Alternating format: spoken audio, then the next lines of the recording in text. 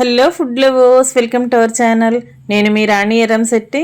Friends, ఈరోజు రెండు ఇంగ్రీడియంట్స్తో చాలా టేస్టీగా ఉండి పప్పు చెక్క చేసి చూపించబోతున్నాను. ప్రాసెస్ అంతా చాలా చాలా సింపుల్ అండి, టేస్టీగా ఉంటుంది. అందరికీ తెలిసిన రెసిపీ అయినా కూడా నేను చెప్పబోయే ఒక టిప్తో మీ అందరికీ కూడా ఈ ప్రాసెస్ అనేది బాగా అర్థమవుతుంది. అలాగే ఛానల్ని ఫస్ట్ టైం చూస్తున్నవారు సబ్స్క్రైబ్ చేసుకుని పక్కనే ఉన్న బెల్ బటన్ క్లిక్ చేయటం మాత్రం మర్చిపోకండి. నేను పెట్టబోయే రెసిపీస్ అన్నీ డైలీ మీ ఫోన్కి నోటిఫికేషన్కి వస్తాయి కదా, ఓపెన్ చేసి చూడండి. మీకు నచ్చిన రెసిపీస్ని కుక్ చేసి ఫ్యామిలీకి సర్వ్ చేయండి. వీడియోని మధ్య మధ్యలో స్కిప్ చేయకుండా లాస్ట్ వరకు చూడండి. ఆ టిప్ ఏంటో మీకు కూడా అర్థమవుతుంది. ఇంకా ప్రాసెస్లోకి వెళ్ళిపోదాం. ముందుగా పల్లీలు తీసుకోండి. నేను 1/2 కేజీ పల్లీలతో ఈ రెసిపీ అనేది చేయబోతున్నాను. ఇలా 1/2 కేజీ పల్లీలు కూడా గిన్నెలో వేసుకున్నాను కదా. 1/2 కేజీ పప్పులకి 1/2 కేజీ బెల్లం అండి. స్వీట్ ఎక్కువగా తినేవారు ఇంకా 300 గ్రాములైనా వేసుకోవచ్చు. నేను 250 గ్రాములు వేసాను. మీరు మీ టేస్ట్కి తగ్గట్టుగా యాడ్ చేసుకోండి. బెల్లాన్ని తురుముకుని పక్కన పెట్టుకోండి. ఇప్పుడు కుకింగ్ స్టార్ట్ చేద్దాం. స్టవ్ ఆన్ చేసి కళాయి పెట్టుకుని పప్పులన్నీ కూడా పల్లీలన్నీ అలా కళాయిలో వేసేసుకుని గరిటెతో కలుపుకుంటూ ఫ్రై చేయండి. పప్పులు అనేవి క్రిస్పీగా ఫ్రై అయిన తర్వాత దానిపైన ఉన్న పొట్టంతా కూడా చాలా ఈజీగా రిమూవ్ అయిపోతుంది. అంతవరకు కూడా బాగా ఫ్రై చేయండి. ఫ్లేమ్ మీడియంలో పెట్టుకుని ఫ్రై చేసుకున్నట్లయితే పప్పు లోపల వరకు కూడా బాగా టేస్టీగా ఫ్రై అవుతుంది. ఈ విధంగా ఫ్రై అయిన తర్వాత పప్పులన్నీ కూడా వేరొక గిన్నెలోకి వేసుకోండి. ఇప్పుడు స్టవ్ ఆన్ చేసి అదే కళాయిని పెట్టుకుని బెల్లం తురుము వేసుకోండి. బెల్లం అనేది కళాయిలో వేసిన తర్వాత కళాయి వేడికి కరగటం స్టార్ట్ అవుతుంది. బెల్లం గడ్డలు అనేవి ఎక్కువగా ఉన్నట్లయితే మీరు ఒక 2-3 టేబుల్ స్పూన్లు వాటర్ పోయండి. అంతకంటే ఎక్కువ పోయక్కర్లేదండి. బెల్లం బాగా మెత్తగా మ్యాష్ చేసుకున్నట్లుగా తురుము తీసుకుంటే వాటర్ అసలు యాడ్ చేయాల్సిన పని లేదు. మనం కళాయిలో బెల్లం వేసిన వెంటనే కూడా కరగటం స్టార్ట్ అయ్యి పాకం రెడీ అవుతుంది. ఇలా కరుగుతుంది కదా. ఇప్పుడు 2 టేబుల్ స్పూన్లు నెయ్యి వేసుకుని 1 టేబుల్ స్పూన్ యాలకుల పొడి కూడా వేసుకోండి.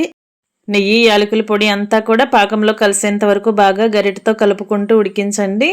ఎప్పటికప్పుడు కళ్ళాయి అంచులకు అంటుకున్న పాకం గరిటెతో కలుపుకుంటూ మధ్యలోకి తీసుకోండి. ఇప్పుడు ఈ రెసిపీకి సంబంధించిన టిప్ అనేది చెప్తానన్నాను కదా, ఆ టిప్ ఇదేనండి. ఒక 1/2 టీ స్పూన్ వంట సోడాని తీసుకుని ఇలా ఉడుకుతున్న పాకంలో వేసినట్లయితే మనం పప్పు చెక్క తింటున్నప్పుడు పాకం అనేది నోటికి అంటుకుపోకుండా సాగుతున్నట్లుగా లేకుండా చెక్క అనేది చాలా క్రిస్పీగా విరుగుతుందండి. తింటున్నప్పుడు పొడి పొడిలాడుతూ చాలా చాలా టేస్టీగా వస్తుంది. ఈ టిప్ అనేది మీరు కూడా ఖచ్చితంగా పాటించి ఇంకొకసారి చేసినప్పుడు ఈ రెసిపీని నేను చూపించబోయే ప్రాసెస్లో చేసి చూడండి. మీ అందరికీ కూడా ఈ రెసిపీ చాలా బాగా నచ్చుతుందండి. ఉడుకుతున్న పాకంలో కొంచెంగా వంట సోడా వేయటం మాత్రం మర్చిపోకండి. అలా సోడా అంతా కూడా పాకంలో కలిసేంత వరకు బాగా కలిసి ఉడికించిన తర్వాత మధ్య మధ్యలో పాకాన్ని చెక్ చేసుకుంటూ ఉండండి. వాటర్ని ఒక కప్పులోకి తీసుకుని మనం ఉడుకుతున్న పాకం నుంచి 2-3 డ్రాప్స్ అయినా అలా వాటర్లో వేసుకున్నట్లయితే పాకం అనేది కరెక్ట్గా వచ్చినట్లయితే ఇలా మనం బెల్లం సిరప్ని వాటర్లో వేసుకున్న తర్వాత పాకం అనేది ఉండలాగా వస్తుందండి. ఇలా బిళ్ళలాగా వస్తుంది. ఈ విధంగా వచ్చింది అంటే పాకం రెడీ అవుతున్నట్లే. పాకం రాలేదు అంటే మనం వేసిన బెల్లం సిరప్ అంతా వాటర్లో కరిగిపోతూ ఉంటుంది. ఇలా ఉండలాగా రాదు. ఉండలాగా వచ్చింది అంటే పాకం కరెక్ట్గా రెడీ అయినట్లే. ఉండనేది పాకం అనేది కరెక్ట్గా బాగా ముదురు పాకం రావాలండి.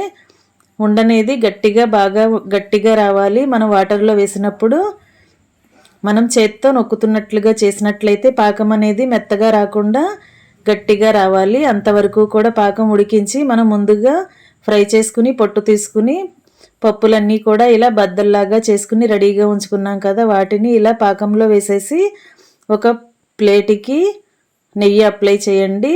అలాగే మనం వేడివేడిగా ఉన్నది పప్పు చెక్కని చేత్తో తాకలేం కదా, అందుకే ఇలా చపాతీ రోలర్తో మనం ఇలా ప్లేట్ మీద ఉన్న పప్పు చెక్కని పల్చగా వెడల్పుగా చేసుకున్నట్లయితే చెక్క అంతా కూడా ప్లేట్కి బాగా అంటుకుపోతుంది.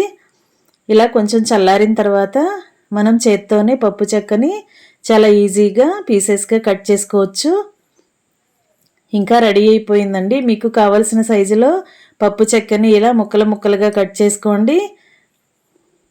టేస్టీ పప్పు చెక్క రెడీ అయిపోయింది. మీకు వీడియో నచ్చినట్లయితే లైక్ చేయండి.